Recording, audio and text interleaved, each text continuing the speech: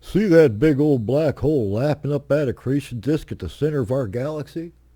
Sure does make a big science fiction writer mind like mine thirsty for more information. But the scientists are sort of baffled. And here's why I think so. We have a concept about the formation of the universe that is so bought into that when major errors were discovered in it, they created these ideas that I call fudge factors, but that science calls dark matter and dark energy, to account for the massive errors in our calculations and in our models. Massive, crippling errors. The models should be broken apart and remade. We should take the data and get new minds to look at it, but we don't. Because if we do, then well-established scientists will lose their chairs at well-paying universities. And that's what it's all about. Funding, my boy. It's not about understanding. It's not about truth. It's not about let's take the newest sharp mind and put it at the head of research. Oh my gosh, no. Nobody does that. They take a guy whose name is well known and put him at the chair, at the head of a science department of a major university. Because that is more important than understanding or knowledge or advancing the human condition. It means funding, which means paychecks. And paychecks are how a scientist integrates with the capitalist system. There is no other way unless you are independently wealthy. And if you're independently wealthy, you're probably not a scientist because you have a lot more interesting things to do. Some are. Certainly popularists exist in the wealthy community, and certainly fanboys of science exist in the wealthy community, but not so much scientists, or else they wouldn't be struggling for the Nobel Prize now, would they? They wouldn't care. So universities will take a well-known scientist, someone who has done research that was of note, 20 years ago. They'll put him or her on atop the chair of their science department. That brings in more well-meaning people with extra money in their pocket. I don't think they call it fleecing marks up there because, they understand the language better. But down at our level, they would call that to better fleece the marks. Now, the colleges don't take that money and apply it to the science programs. Oh, no, no, no. They take that money that they got through the scientists and they apply it to their sports programs. That's one of the essential inequities of higher education, is that coaches are higher than scientists. You don't believe me? You're wrong. So anyway, the reason I'm asking, and the reason I'm talking about this, the reason I'm asking these questions, pertains to a fundamental inconsistency in our understanding of the universe, its age, its formation, and its composition, as I've been pointed out earlier. We are off so much in our estimations of these things, so far, that we have needed to apply a fudge factor that one group of scientists calls dark matter because they're studying a certain thing. Another group of scientists calls dark energy because they're studying another thing. The one studying the rotation of galaxies and the other studying the expansion of the universe.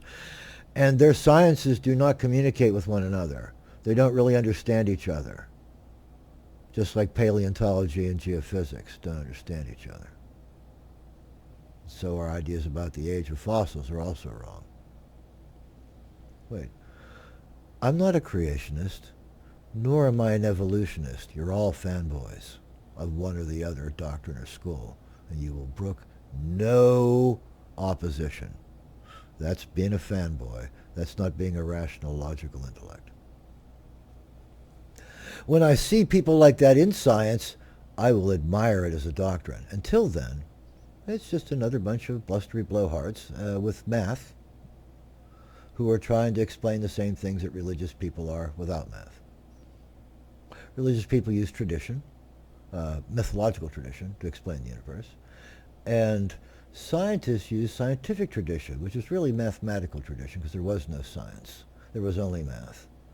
And now there's science. When you look back on it, you can call this and that science.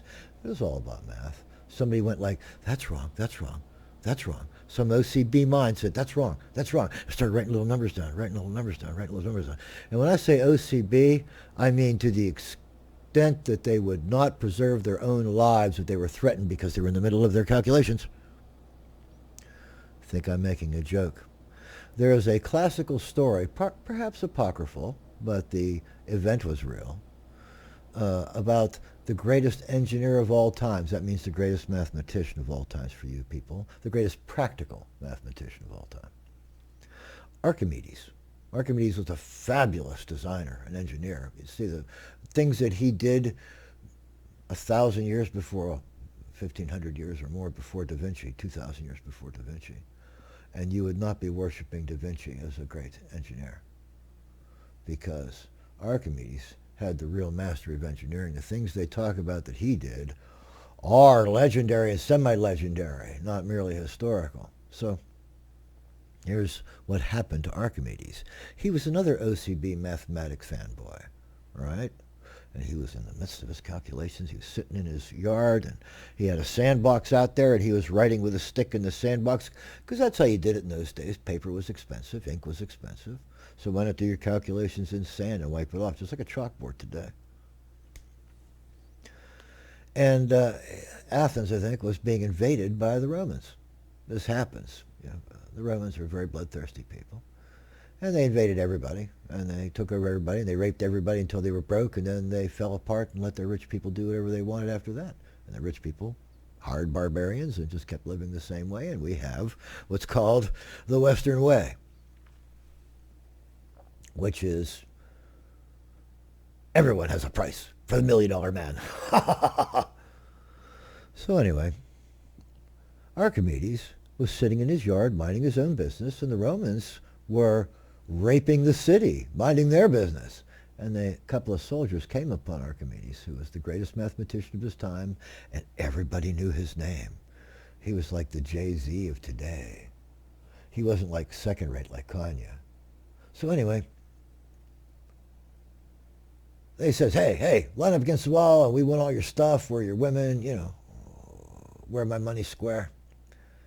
And Archimedes ignored him. You know, like, hey, yo, dude, I'm the greatest mathematician of all time. I'm in the middle of something here. You know, I don't think the Greeks have an expression like F you. Yes, they do. So he may have used a few of those too. And the Romans, who were like, you know, in blood rage, right?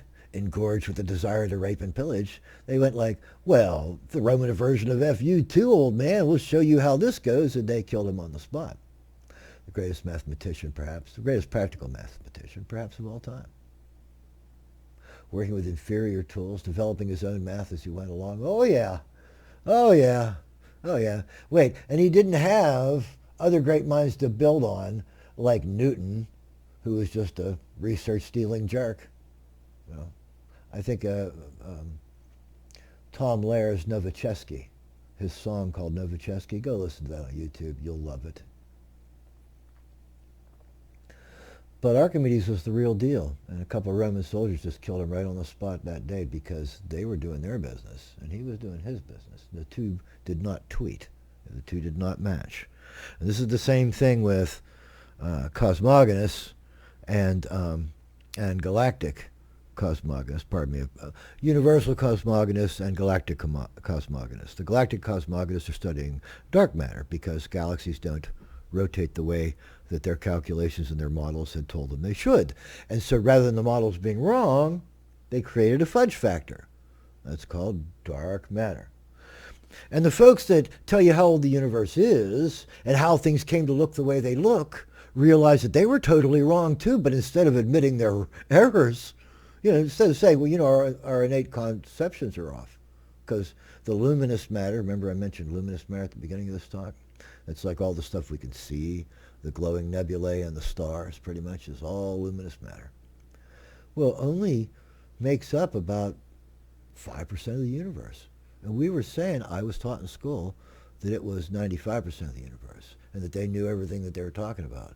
Well, since then, it turns out that they didn't know what they were talking about. They didn't know about 95% of the universe, and that means that their basic concepts and their basic theories and models are all woefully inaccurate and don't take into account what must be the real factors. And that's why I have something to say about it today. I, a hayseed Latin with no Greek, mathematically speaking, am going to postulate on something that may indeed interest a few of the astronomically minded among us. If not, well, old man gets to ramble on, and that's just as much fun for me. So, here's a question.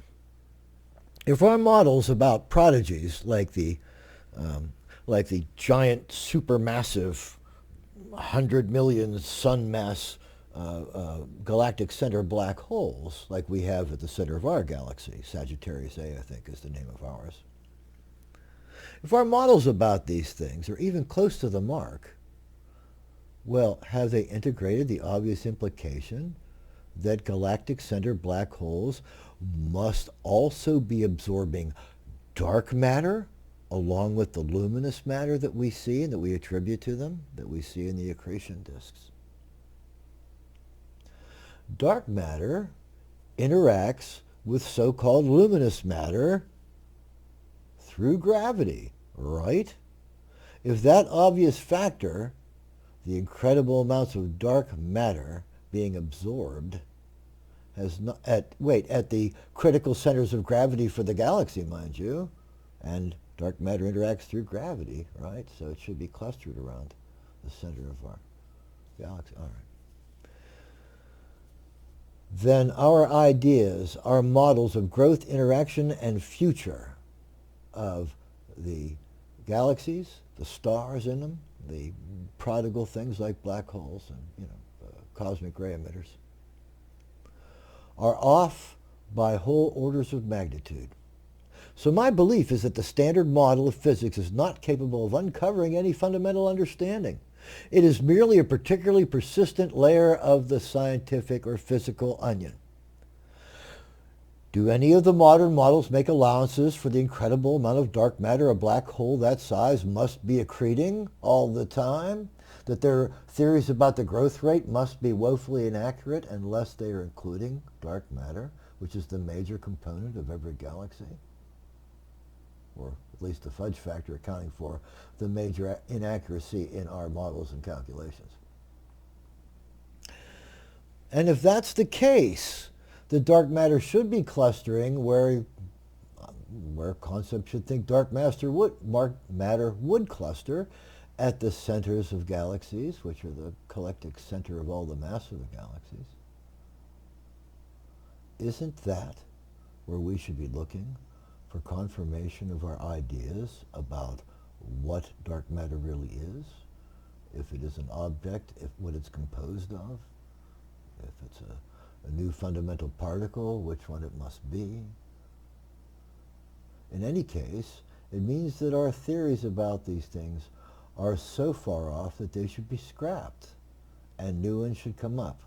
But we're not going to entertain those new ones very easily because we have well-known scientists atop the scientific departments of the major universities, because those scientists are helping to fund the university sports programs. That's a fundamental inequity in our system, but there you go. Wild Bill on dark matter.